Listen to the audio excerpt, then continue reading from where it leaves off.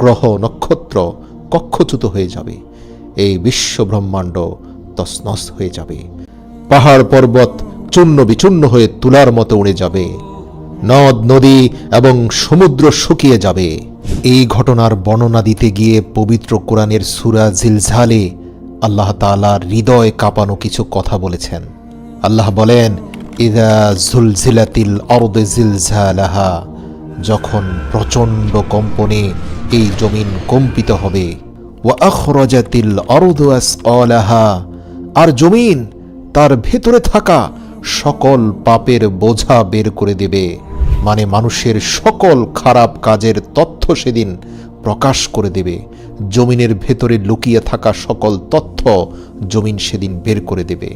এরপরের আয়াতে আল্লাহ বলেন, অকালাল ইনসানু মা লাহা, আর মানুষ এই সকল আশ্চর্য বিষয় দেখে বলবে, আরে এ জমিনের কি হলো? মানে হচ্ছে মানুষ বলতে থাকবে, আমি যে গোপনে অন্ধকারে এখানে একজনকে খুন করেছিলাম, এই তথ্য আজ কেন জমিনের উপর প্রকাশ হয়ে গেল?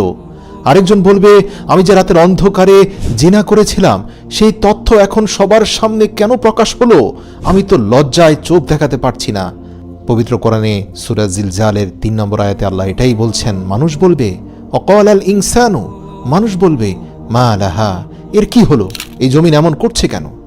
তার পরের আয়াতে আল্লাহ বলেন, ইয়াউমাইযিন তুহাদ্দিসু আখবারাহা, সেদিন জমিন তার বৃত্তান্ত বর্ণনা করবে। আল্লাহু আকবার, সেদিন আল্লাহ তার জবান খুলে দিবেন। সে প্রকাশ করে দেবে যা কিছু আপনি এই জমিনের মধ্যে গেড়ে দিয়েছিলেন, ভেবেছিলেন কেউ জানবে না, কোনোদিন কারো কানে পৌঁছাবে না। কিন্তু না, জমিন সকল তথ্য সংরক্ষণ করে রেখেছে।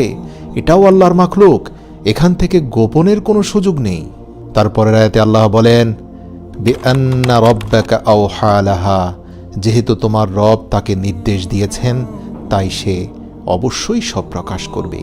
তারপরের আয়াতে আল্লাহ বলেন, ইয়াউমাইযিন ইয়াসদুরুন নাসু আশতাতাল লিউরাউ আমালাহুম, সেদিন মানুষ বিক্ষিপ্তভাবে বের হয়ে আসবে যাতে দেখানো যায় তাদেরকে নিজের কৃতকর্ম। তারপরের আয়াতে আল্লাহ বলেন, ফামান ইয়ামাল মিসকালা যাররাতিন খায়রান ইয়ারাহ, অতএব সেদিন কেউ যদি অনুপরিমাণ ভালো কাজও করে, তাও সে নিজের চোখেই স্পষ্ট দেখতে পাবে।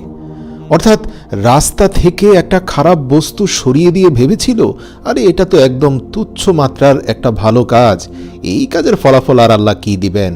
কিন্তু আল্লাহ সেদিন এই তথ্যটাও তার সামনে প্রকাশ করে বলবেন, হ্যাঁ, একদিন তুমি পা দিয়ে ধাক্কা দিয়েও অন্তত রাস্তা থেকে খারাপ জিনিস সরিয়ে দিয়েছিলে, যা তোমার প্রতিবেশীর উপকারে এসেছে। আজ দেখো তোমার আমলনামায় সেই তথ্যটি রয়েছে। আল্লাহু আকবার। এর পরের আয়াতে আল্লাহ আবার বলেন, ওয়ামান ইয়ামাল মিসকালা যাররাতিন শাররান ইয়ারাহ, আর কেউ অনুপরিমাণ খারাপ কাজ করলেও তা সে দেখতে পাবে। সে ভেবেছিল দুর্বলদের ধমক দিয়ে কথা বললে কি হয়, ঘরের বুয়ার সাথে ধমক দিয়ে কথা বলাটা বড় কোনো অপরাধ নয়। কিন্তু আমলনামায় যখন দেখতে পাবে তার একটা ধমকও উঠে আছে, সে তখন আশ্চর্য হয়ে যাবে। আল্লাহু আকবার। মহান আল্লাহ বলেন, গর্ভবতী স্ত্রী লোকদের গর্ভপাত হয়ে যাবে, ভয়ে বালক বালিকারা বৃদ্ধের ন্যায় হয়ে যাবে। সেই সময় পাপাত্মা শয়তান দুনিয়ার এক প্রান্ত হতে অপর প্রান্ত পর্যন্ত দৌড়াদৌড়ি করতে থাকবে। সেই যে আদমকে পথভ্রষ্ট করে হাজার লক্ষ বছর পূর্বে জান্নাত থেকে বিতাড়িত হয়েছিল, আজ সে আল্লাহর ওয়াদা সত্য দেখতে পাচ্ছে। তাই তার হুঁশ নেই, কিন্তু কোথাও পালাবার স্থান নেই। মানব দানব জিন পরী পশু পক্ষী সমস্ত জীবজন্তু অজ্ঞান হয়ে যাবে। অবশেষে সকলেই মৃত্যুমুখে পতিত হবে। ভীষণ ভূমিকম্পে সমস্ত দুনিয়ার মাটি ওলট পালট হয়ে যাবে। এমনকি উপরের মাটি 40 গজ নিচে চলে যাবে এবং জমিনের 40 গজ নিচের মাটি উপরে উঠে চলে আসবে। সেই সঙ্গে দুনিয়ার যাবতীয় জীবজন্তুর মৃতদেহ, গাছপালা, বাড়িঘর, দালান কোঠা, এক কথায় দুনিয়ার প্রত্যেকটি জিনিস মাটির ভেতরে ঢুকে যাবে। সমগ্র দুনিয়ার গাছপালা, তরুলতা, পাহাড় পর্বত সবকিছু এক বিশাল সমতল মরুভূমিতে পরিণত হবে। সমগ্র দুনিয়ার কোথাও একটি প্রাণী, এক বিন্দু ছায়া, এক ফোঁটা পানি থাকবে না। তখন পর্যন্ত আল্লাহ পাকের আরশ 8 জন ফেরেশতা বহন করবেন। হযরত জিবরাইল, হযরত মিকাইল, হযরত ইসরাফিল, হযরত আজরাইল আলাইহিসসালাম এবং পাপাত্মা শয়তান জীবিত থাকবে। অতঃপর আল্লাহ তাআলা মালায়েকুল মাউতকে বলবেন, হে আজরাইল, আমি দুনিয়াতে যত সংখ্যক প্রাণী সৃষ্টি করেছি ঠিক তত সংখ্যক তোমার সাহায্যকারী ফেরেশতা সৃষ্টি করেছি। তাই আজ তুমি তোমার চূড়ান্ত সেই কাজটি সম্পন্ন করো। তুমি তোমার সাহায্যকারী ফেরেশতাদেরকে নিয়ে যাও, পাপাত্মা শয়তানের জান কবজ করো। দুনিয়া সৃষ্টির প্রারম্ভ হতে কিয়ামত পর্যন্ত যাবতীয় জীবের জান কবজ করতে তুমি যে পরিমাণ কষ্ট দিয়েছ, তার চেয়ে 4 গুণ বেশি কষ্ট দিয়ে আজ শয়তানের প্রাণ বের করে নিয়ে আসো।